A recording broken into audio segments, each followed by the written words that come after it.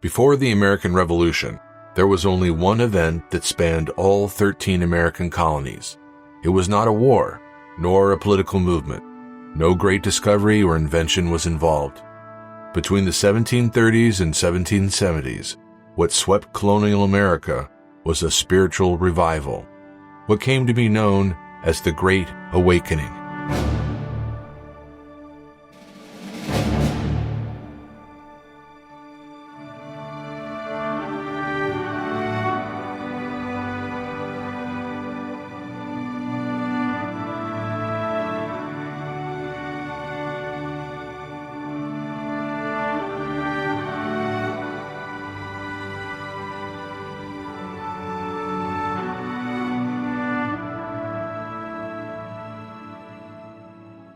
In America, the Great Awakening's most outstanding theologian was the Christian apologist and preacher Jonathan Edwards.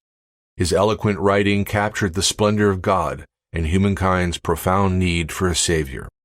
In his reflection on humility, he wrote, "A truly humble man is sensible of his natural distance from God, of his dependence on Him, of the insufficiency of his own power and wisdom, and that it is by God's power that he is upheld and provided for, and that he needs God's wisdom to lead and guide him, and His might to enable him to do what he ought to do for Him." The greatest preacher of the Great Awakening was George Whitefield. Along with John Wesley, the founder of the Methodists, Whitefield was part of the Great Awakening back in England. Whitefield arrived in America in 1738 and began preaching revival. In 1740, he preached in all 13 colonies. It is estimated that 1 out of every 4 Americans listened to his sermons. Until George Washington emerged as general and president, the preacher George Whitefield was the most celebrated man in colonial America. A once aspiring actor, Whitefield had a powerful voice. His sermons reportedly could reach many thousands of outdoor listeners.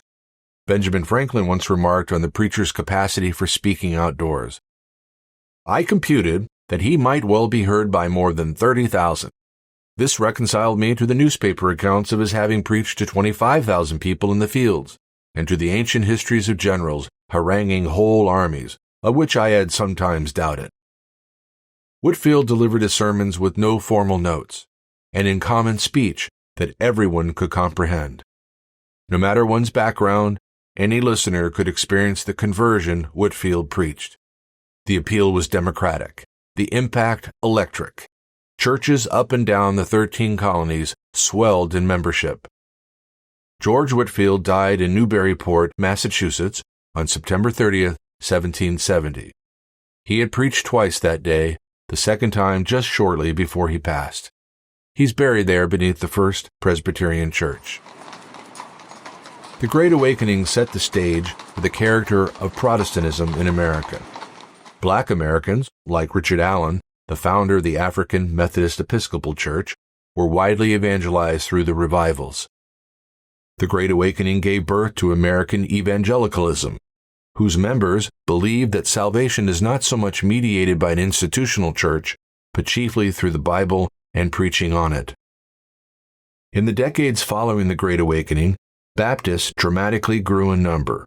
Since the early 19th century, Baptists have constituted the largest of all Protestant groups in the United States. Abraham Lincoln, who led America through her greatest crisis, was raised by a Baptist father. Though he did not openly practice or discuss his faith, Lincoln's masterful use of the Bible in his public rhetoric remains unmatched by any other president, before or since. Martin Luther King Jr., leader of the Civil Rights Movement, was a Baptist. So was Jerry Falwell, founder of Liberty University in Lynchburg, Virginia, and the Moral Majority, a national alliance of American evangelicals that helped expand the conservative movement in the late 1970s and early 80s.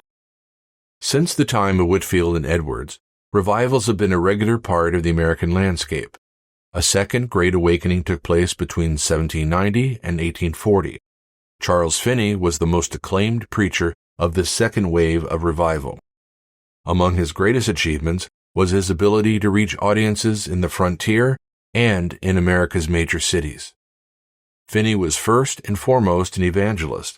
but he was also an effective advocate for abolition, care for the handicapped, and universal coeducation. More than any preacher or theologian of the 19th century, Finney preached renewal of individuals and of society.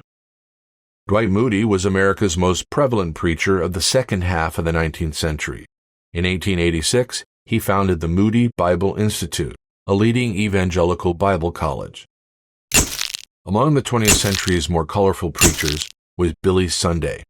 He had been a professional baseball player, known especially for his athleticism and exceptional speed.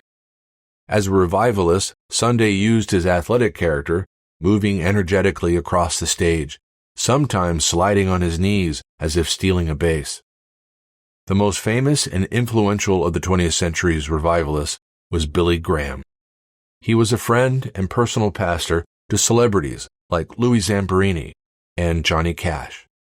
Graham counseled presidents from Truman through Obama. In 2017, Billy Graham's son Franklin read from the New Testament at President Trump's inauguration ceremony. Franklin Graham has maintained the now centuries-old tradition of evangelical outreach. In response to disasters, the Samaritan's Purse, the aid organization Graham founded, has served over 74,000 Americans in 39 states. In 2005, Gallup took a poll. According to its findings, 1 out of every 6 American adults had heard Billy Graham preach. It was a remarkable continuation of the precedent set by George Whitefield 2.5 centuries earlier.